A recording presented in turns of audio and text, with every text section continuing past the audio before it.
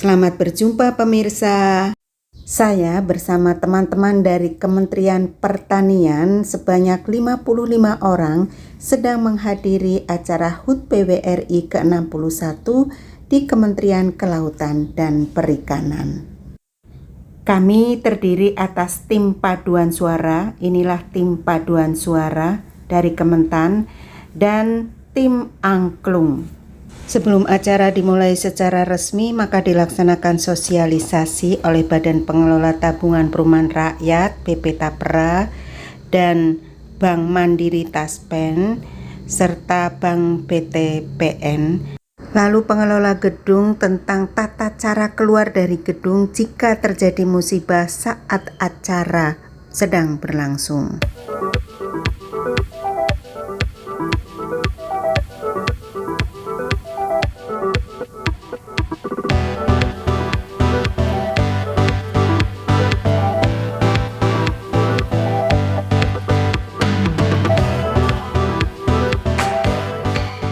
Redatama Republik Indonesia. Fase pertama, bergabungnya berbagai organisasi pensiunan. Sejak proklamasi Republik Indonesia tahun 1945, 30 organisasi pensiunan yang berbeda dan berdiri di seluruh wilayah tanah air bergabung.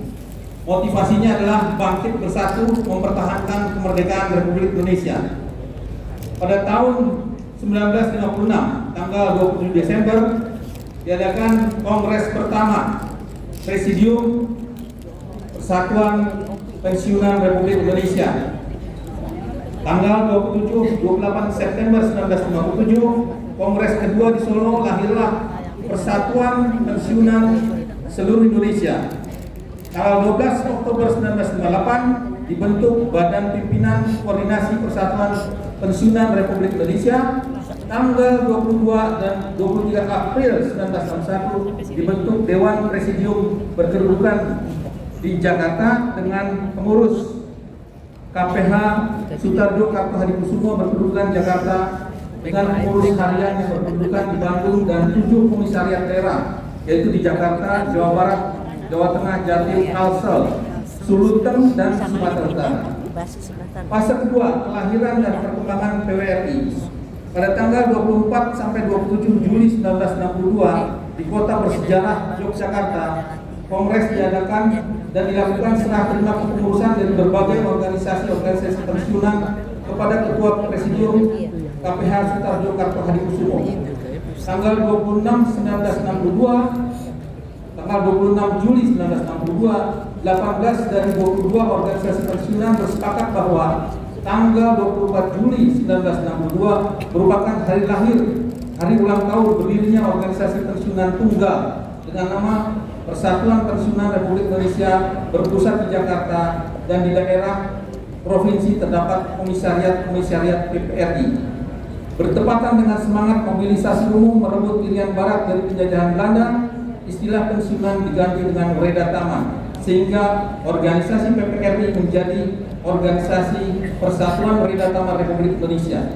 Tahun 1963 penyatuan ini dilaporkan kepada pemerintah dan diterima oleh Menteri Pertama dengan sertai penjelasan dan baik secara strategis maupun teknisnya.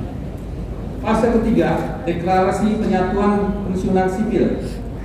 Pada tanggal 8 April 1993 di Jakarta, PWRI mengadakan kesepakatan bersama dengan organisasi pensiunan instansi dari berbagai kementerian, lembaga pemerintah non-kementerian, mengeluarkan deklarasi penyatuan pensiunan sipil untuk menghimpun segenap pensiunan sipil di seluruh tanah air dalam suatu wadah tunggal, yaitu Persatuan Redatama Republik Indonesia.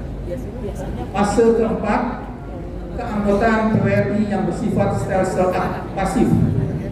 Pada Munas PWRI ke-14 tahun 2021 tentang penyempurnaan dan perubahan anggaran dasar menyatakan bahwa setiap pensiunan pegawai negeri sipil atau aparatur sipil negara, pusat dan daerah dari semua tingkat dan wilayah sampai dengan pegawai kelurahan desa, pensiunan BUMN, BUMD, pensiunan pejabat negara, mantan kepala desa, dan perangkat desa secara otomatis menjadi anggota PWRI. Inilah stelsel pasif. Keanggotaan PWRI terdiri dari keanggotaan biasa, luar biasa, dan kehormatan. Fase kelima yaitu kebangkitan PWRI. Hasil musyawarah nasional PWRI ke-14 tanggal 21 Oktober 2021, PWRI bangkit dengan pengembangan program berbagai bidang seperti pembentukan lembaga advokasi dan bantuan hukum, sekarang sudah berdiri dan sudah mendapatkan pengesahan dari Kementerian Hukum dan HAM. Pembentukan koperasi digital ini juga sudah mendapatkan pendaftaran dari Kementerian Hukum dan HAM.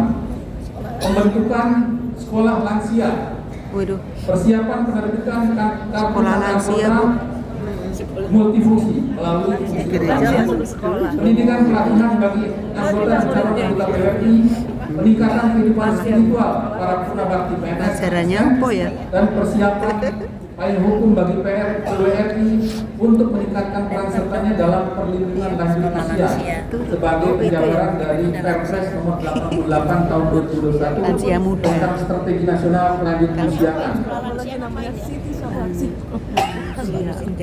Estafet kepemimpinan selama 6 Dasawarsa 2000 sampai dengan 2021 telah dilaksanakan 11 kali Kongres PWRI.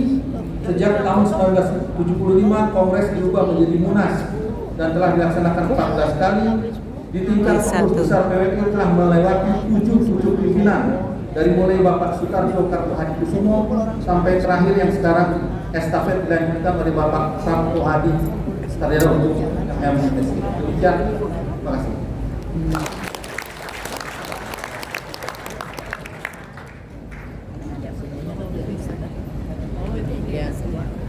Hadirin yang kami hormati, selanjutnya laporan Ketua Panitia Penyelenggara Bapak Dr. Insinyur Adi Santika MSSH, kami silakan.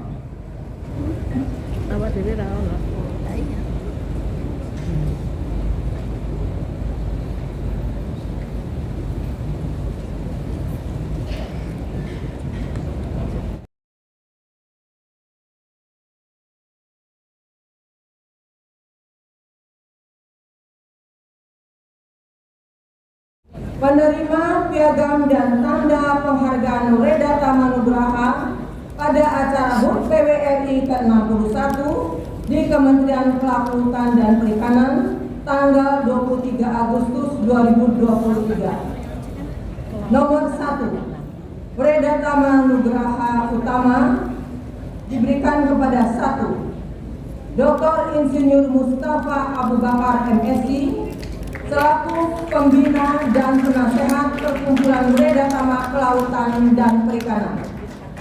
2. Laksamana Muda Purnawirawan Busran Kadri selaku pembina dan penasehat Perkumpulan Reda Tama Kelautan dan Perikanan.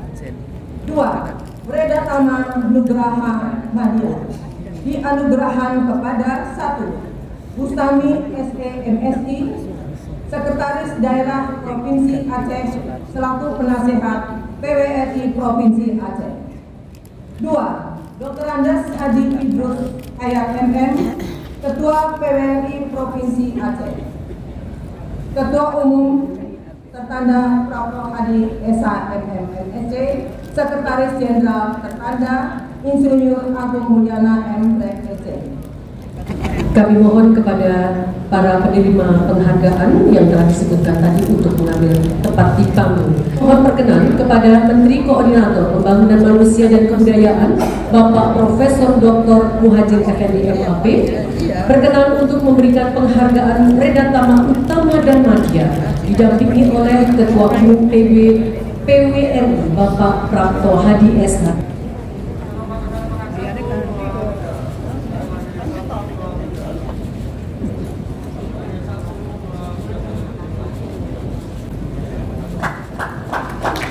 Kami silakan kepada penerima penghargaan untuk kembali ke tempat dan kami mohon perkenan kepada Bapak Menteri Koordinator Pembangunan Manusia dan Kebudayaan untuk memberikan sambutan dan arahan.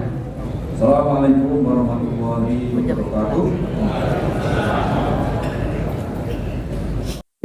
Bisa dirasakan mereka sudah bisa beli suku, bisa beli surat berharga, itu tanda-tanda bahwa penduduk Indonesia sudah banyak yang punya tabungan besar. Semakin besar itu maka akan semakin baguslah negara itu. Sebaliknya, kalau baru demografi ini banyak pengangguran atau mereka bekerjanya di sektor informal yang tidak menguntungkan, maka yang terjadi bukan bonus tapi jadi malapetaka demografi. Kenapa?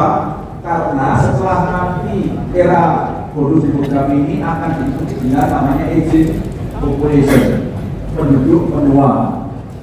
Sekarang penduduk tua kita baru tercatat sekitar 10,48% sekarang. Tapi tahun 2045 Bapak Ibu sekalian, penduduk usia tua itu sudah mendekati 40%.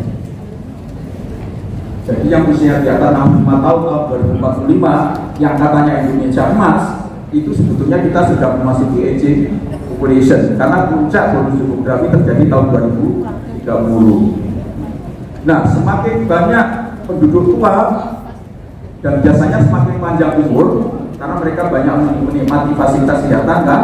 Ini ada Pak Bupati yang BPJS kesehatannya nanti akan semakin membebani BPJS kesehatan itu. Semakin lama nanti kan produk Indonesia life expectancy atau usia hidupnya kan semakin tinggi, maka beban masyarakat, beban negara akan banyak tersedot untuk membiayai mereka yang berusia seperti yang sekarang terjadi di Jepang. Bapak Ibu sekalian, kita sekarang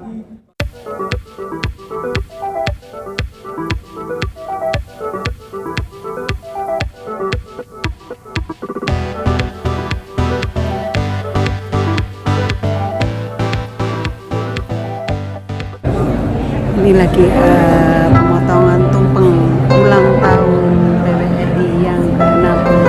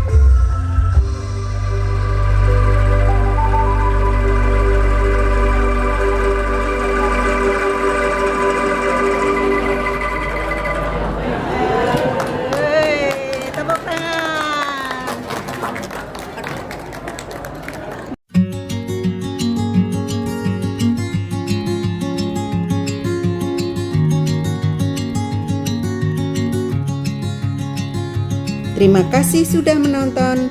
Sampai jumpa di video berikutnya.